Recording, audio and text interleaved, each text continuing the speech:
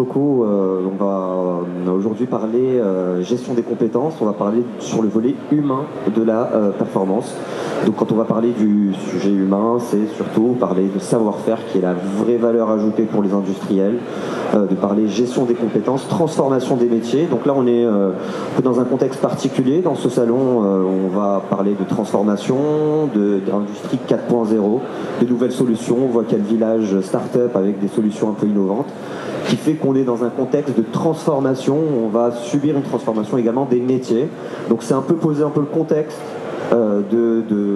du contexte actuel industriel, de parler des différents éléments qui font que ces métiers sont en train de se transformer, également en termes de recrutement, d'évolution des populations au niveau des sites, et comment faire pour maintenir finalement sa valeur ajoutée, qui est sa connaissance et son savoir-faire. Donc il y a différents moyens qui permettent d'y arriver, d'avoir un pilotage optimal qui permet de maintenir ce niveau de performance-là par une gestion humaine de la performance, encore une fois.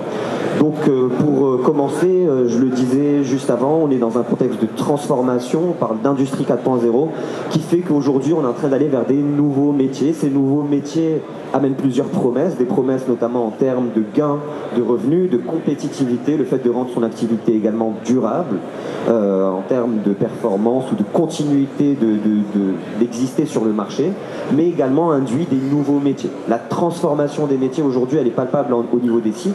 On le voit également sur plusieurs rôles d'opérateurs, par exemple, qui vont être aujourd'hui des superviseurs de solutions technologiques, qui vont avoir des écrans un peu partout en zone de production. Donc l'idée, c'est de pouvoir également anticiper cette transformation et de pouvoir prendre le pli. Ce qu'on voit également aujourd'hui au niveau industriel, c'est une inquiétude au niveau des ressources humaines et des managers d'équipe sur la capacité de leurs équipes à absorber toute cette transformation qui est massive. On parle de transformation de mode de production, d'utilisation de nouvelles technologies, de réalité augmentée des fois, d'intelligence artificielle. Juste là, en termes de société, on parle beaucoup de ChatGPT ces dernières semaines. Donc vraiment qui amène des nouvelles pratiques. Et surtout qu'aujourd'hui, les outils qui sont utilisés sur le terrain, on va être beaucoup, donc là on a quelques chiffres, on voit à 70% qu'on est sur de l'Excel, donc beaucoup de fichiers qui sont juste maintenus, plutôt qui permettent d'avoir de la visibilité ou faire du pilotage. Sur certains cas, on parle beaucoup de papier, donc vraiment une base qui ne permet pas d'anticiper ou finalement même de maîtriser cette transformation. On l'a subi un petit peu et l'impact, c'est finalement cette adaptation. On parle de gestion du changement qui n'est pas effective. Donc c'est vraiment là le premier volet de ce contexte-là, c'est la transformation des métiers. Deuxièmement, on va avoir un contexte aujourd'hui industriel également tendu avec un vieillissement des populations au sein des usines. On voit qu'aujourd'hui, on a de plus en plus de mal à recruter sur des métiers qu'on va appeler tendus et on va subir un phénomène qui est l'obsolescence des compétences. Les compétences, on le voit dans les années 70, avaient une durée de vie moyenne de 22 ans au sein des entreprises. Aujourd'hui, elle est située à moins de 3 ans. Donc aujourd'hui, il y a vraiment des efforts à faire pour soit diluer le savoir-faire au niveau de son entreprise, donc gagner en polyvalence, ou bien avoir des moyens d'action, de piloter comment ces métiers vont disparaître demain et quels leviers mettre en œuvre. Est-ce qu'il faut recruter, est-ce qu'il faut redéployer des métiers, ou est-ce qu'il faut former en interne? Donc tous ces éléments-là, aujourd'hui, l'impact qu'on commence à ressentir aujourd'hui en entreprise, notamment avec des phénomènes, on va dire, complémentaires comme l'absentéisme, ça va être la productivité, la continuité de produire.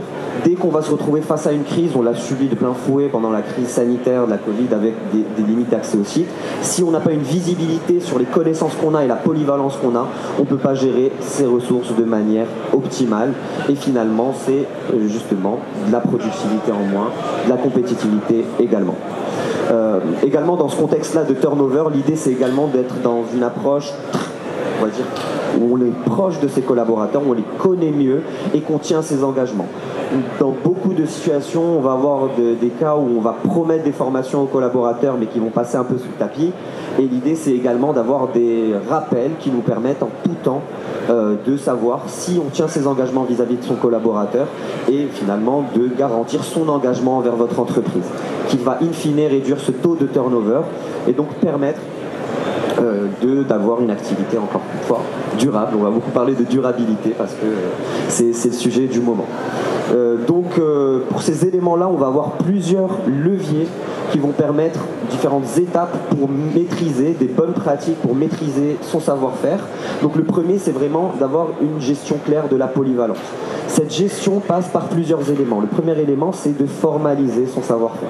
Savoir définir qu'est-ce qu'une compétence, comment on passe d'un niveau 1 à un niveau 2, et de pouvoir clairement avoir une visibilité là-dessus, surtout en identifiant ces compétences les plus critiques, celles qui sont le plus à risque de disparaître, et de savoir quel levier on peut mettre en œuvre, c'est-à-dire se définir des objectifs.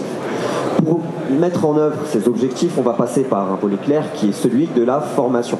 D'avoir des plans de formation établis qui ne sont pas seulement basés sur les entretiens professionnels ou annuels qu'on peut avoir, mais également partant des besoins terrain, c'est-à-dire mes compétences les plus critiques qui sont le plus à risque de disparaître, là où j'ai pas de formateur peut-être formé pour devenir indépendant en termes de transmission, et donc de pouvoir conserver ce savoir-faire en interne. Donc une fois qu'on met en œuvre la formation, l'idée c'est de maintenir cette mise à jour des compétences. Et rien de mieux pour la mettre à jour que justement d'impliquer les chefs d'équipe, et ça passe par une activité qui est malheureusement trop chronophage aujourd'hui en entreprise, c'est celle de la gestion du planning. La gestion du planning est extrêmement chronophage parce qu'elle prend en compte différentes contraintes, différents paramètres qui existent dans des sources différentes. On va parler de gestion des absences, gestion des compétences, l'expiration des habilitations, les shifts, est-ce que la personne est présente ou absente, enfin vraiment c'est vraiment complexe à gérer au quotidien, et surtout quand on va avoir des imprévus de dernière minute ou des pics de production, de savoir comment mieux gérer ses ressources. Malheureusement aujourd'hui c'est trop fait de tête, et donc l'idée d'une bonne gestion des compétences c'est que ce soit aussi fait de manière factuelle, et donc de pouvoir aussi optimiser sa polyvalence, encore une fois, pour diluer son savoir-faire et pas être à risque. Et donc au final, ce qu'on peut faire, c'est de l'amélioration continue. Donc pour, encore une fois, rester sur une gestion durable de ces compétences-là, et là, ça passe par l'exploitation de ces données. Pouvoir capitaliser sur la donnée en termes de compétences, de polyvalence, comme on en parlait. Et aujourd'hui, malheureusement, comme on est beaucoup sur des fichiers Excel, on va surtout les maintenir avant de passer un audit qualité, de se dire oui, on est traçable dessus, et pas pouvoir justement exploiter ces données pour se dire comment est-ce qu'on peut s'améliorer demain, comment est-ce qu'on peut améliorer nos processus de formation, et in fine la performance, parce que l'agilité c'est la performance sur son activité industrielle. Donc la méthode en tout cas en termes de gestion du changement, nous qu'on propose en tout cas et qu'on fait, c'est tout d'abord de formaliser son savoir-faire. Savoir entre équipes qu'est-ce qu'une compétence et la définir. On a trop souvent malheureusement en usine des équipes qui travaillent en silo, on ne va pas standardiser, nommer une compétence de la même manière d'une équipe A vers une équipe B, ou un département A, ou une business unit, ou un site, parce qu'on se retrouve avec un amas de compétences finalement qui sont les mêmes mais qui ne sont pas nommées de la même manière, sur lesquelles on ne peut pas capitaliser, notamment en termes d'échanges inter-équipe ou inter-site. Le deuxième point, c'est de venir centraliser cette base de données. Donc on va parler d'une phase de digitalisation, parce qu'aujourd'hui c'est le moyen le plus simple d'amener un amas de données et de pouvoir partager une vision commune de qu'est-ce qu'une compétence, où se trouvent nos compétences, où est-ce qu'on les exploite. Et donc une fois qu'on a cette base centralisée, l'idée c'est d'identifier les meilleures pratiques au niveau de son site.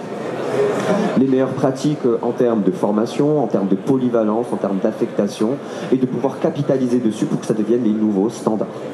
Donc une fois qu'on a ces standards, on peut arriver finalement, comme ce que je disais tout à l'heure, dans une approche d'amélioration continue où on va piloter la performance et juste remettre en question ces processus actuels pour les améliorer avec des objectifs définis. Je vais faire un petit peu le parallèle avec ce qu'on fait chez Mercatim. Là, c'est une approche un peu générale parce qu'on a déployé aujourd'hui notre solution dans plus de 200 sites. Donc Mercatim, c'est une solution de gestion des ressources humaines opérationnelles. On se différencie des solutions classiques de gestion des ressources humaines. Donc comme on se caractérise, c'est qu'on n'est pas une solution RH pour les ressources humaines. On va être vraiment un outil pour les opérationnels et spécialisé dans ce qu'on va appeler les cols bleus plutôt que des solutions centrées col blanc. C'est-à-dire qu'on va vouloir appréhender la complexité du milieu industriel avec un nombre de compétences non négligeables, de la difficulté à le piloter, des habilitations réglementaires, des restrictions médicales, et donc de pouvoir justement appréhender cette complexité-là. Ce qui fait que la différence de Mercatim avec des solutions type SIRH, elle est claire. 80% de nos utilisateurs vont être des chefs d'équipe de production, de maintenance, de logistique. On va également avoir une spécificité ou spécialité dans toutes les entreprises qui ont des activités opérationnelles. On va parler bien sûr du volet industriel, mais également de toutes les entreprises qui vont faire des projets, des travaux, de la maintenance sur des sites nucléaires, des autoroutes, dans des aéroports, etc. Donc aujourd'hui, on est déployé dans près de 10 secteurs différents avec des cas d'usage clairs et définis. Et ce qu'on voit, c'est que ce soit la petite PME ou le groupe du CAC 40, aujourd'hui, la gestion des compétences, la gestion de l'humain, ça a été trop longtemps négligé. Et donc là, on a un peu ce retour qui fait que là, il y a une prise de conscience, notamment avec des nouvelles normes, avec le contexte qu'on connaît d'obsolescence des compétences, où on veut agir sur ce volet-là, qui permet finalement de dépasser en plus, on va dire, des méthodes lean traditionnelles, un nouveau volet qui est celui de l'humain, pour atteindre encore plus de performance, à partir de sa base existante, et donc sans réel investissement au final. Et peut-être pour conclure sur juste la présentation de Mercatim, notre manière de nous déployer, c'est d'aller vraiment sur les usages. On ne va pas pousser une technologie pour dire qu'on a une solution, mais c'est vraiment à chaque étage d'une entreprise industrielle de savoir quels usages doivent être faits pour avoir justement ce cercle vertueux de gestion des compétences, d'amélioration continue, en partant du terrain bien sûr, donc en faisant ce qu'on appelle un peu en anglais du bottom-up, donc d'avoir des données déjà fiables du terrain qui permettent de remonter, et également, une fois que ces données remontent on va dire à la tête d'une entreprise, notamment multisite avec plusieurs milliers de collaborateurs, d'avoir des actions en top-down, de pouvoir faire de la GEPP, donc du workforce planning, donc de prévoir les métiers de demain avec des plans d'action concrets qui peuvent être appliqués et qui sont applicables pour le terrain. Donc si je peux me permettre d'intervenir, vous arrivez donc dans une entreprise, vous regardez tout ce qui vous en discutez, vous avez une réunion, vous discutez avec le dirigeant de cette société, il vous explique ses soucis, ses problèmes de formation, ses problèmes d'effectifs, vous regardez tout ça, donc vous rentrez tout ça dans un fichier.